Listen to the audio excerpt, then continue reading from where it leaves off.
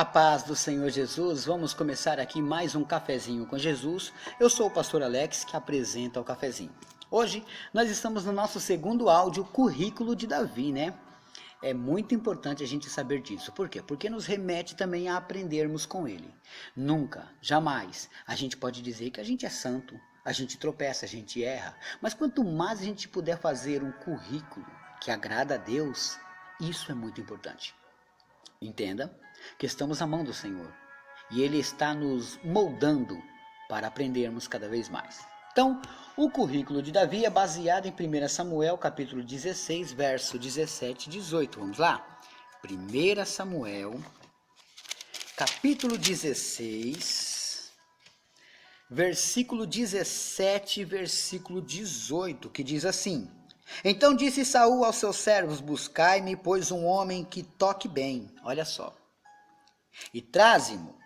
Então respondeu um dos mancebos e disse: Eis que tenho visto a um filho de Jessé, o belemita, que sabe tocar, e é valente e animoso, e homem de guerra, e sisudo em palavras, e de gentil presença. O Senhor é com ele. Além de todas as qualidades dele, a última é a mais principal: o Senhor é com ele. Então a gente já conversou um pouquinho, a gente já falou alguma coisinha no primeiro áudio de ontem, né? Então a gente vai entender um pouquinho mais, vocês sabem, eu vou esmiuçar esse versículo ainda, a gente vai trabalhar um pouco nele, né? Então, eu disse ontem que a gente não pode se abalar com as afrontas, lembra quando eu falei isso? A gente tem que tomar muito cuidado com os elogios que são perigosos. Né? Temos que se preocupar em dar bons testemunhos, mesmo que seja complicado, difícil, mas temos que se preocupar com isso, né? Vamos dar um pulinho então em 1 Timóteo, vamos lá? Aqui no Novo Testamento, pertinho do finalzinho da Bíblia, você vai encontrar a primeira carta de Timóteo, né? 1 Timóteo, no seu capítulo 4 e no verso 12, 1 Timóteo 4, 12, que diz assim, ó: Ninguém despreze a tua mocidade, mas se o exemplo dos fiéis na palavra, no trato, na caridade, no espírito, na fé, na pureza. Vamos ler o 13 também, o 14? Persiste em ler, exortar e ensinar até que eu vá. Então, olha só que interessante, né? Aqui está dizendo o seguinte, ó: ninguém despreze a tua mocidade, a tua força, teu vigor, mas seja exemplo de quem? Dos fiéis. Na onde? Na palavra. No que mais? No trato. Como é que você trata as pessoas? Como é que você maneja a palavra? Não é? No amor, que significa caridade, no espírito, na fé, na pureza, essas coisas diz que você tem que ser exemplo, as pessoas têm que olhar você e falar, eu quero seguir ele, né? Então, olha que aqui nós estamos falando de Davi, e essas coisas, essas qualidades existiam nele, né? Mas Davi também aprontou. Não, calma, todo mundo erra, mas a gente não pode falar nesse momento do erro. Eu já falei em vários áudios, né? Eu nunca escondi ali o que ele errou. A gente já comentou sobre isso, mas ele também merecia o perdão dele, certo? Pois bem, então, a gente entende claramente aqui que a gente tem que ser exemplo. Tem que ser exemplo para que as pessoas possam nos seguir. Então, ele logo está dizendo, ó, ninguém despreza a sua mocidade, mas ser exemplo dos fiéis. Na palavra.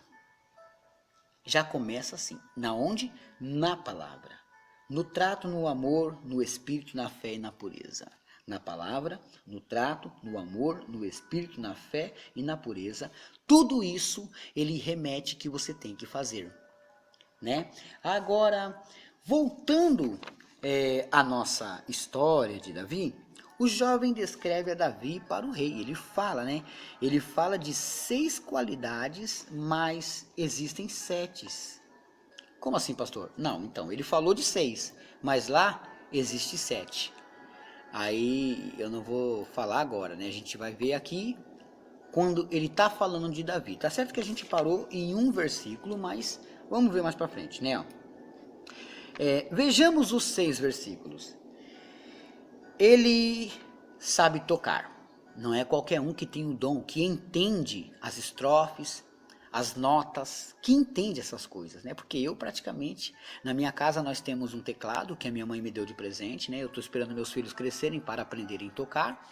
E também tem um violão que eu comprei para minha esposa, mas nenhum de nós dois toca nada. E para mim isso é um bicho de sete cabeças, eu não entendo. Mas o senhor não era músico? Sim, eu era músico, mas eu escrevia as músicas e cantava elas, né? E o rap não precisava tanto de instrumentos assim, bastava uma picape, um toca-disco, para quem não sabe o que é isso, né? E tava bom, a gente já mandava ver. Então, a primeira coisa que ele fala é que ele sabe tocar. E lembrando bem, aquela mulher do fluxo de sangue, quando ela foi em Jesus, ela disse assim: basta eu tocar. Eu sei que tocar aqui não tem nada a ver com o outro, mas já falando da palavra tocar, tem que saber tocar, porque ela soube tocar. Pedro falou para Jesus: olha, a multidão te aperta e te comprime, mas o Senhor ainda pergunta quem te tocou? Ué, aí Jesus fala: não, peraí, alguém me tocou. Não estou perguntando se alguém me apertou, porque a multidão apertava e comprimia Jesus. Mas aquela mulher, ela passou a multidão e tocou nele.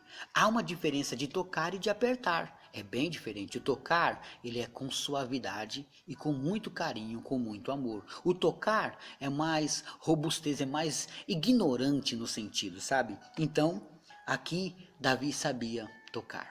E quando ele tocava a sua harpa, era tão poderosa que expulsava demônios. Ele era valente. Ser valente não é para qualquer um, porque muita gente bate no peito sendo, mas não são.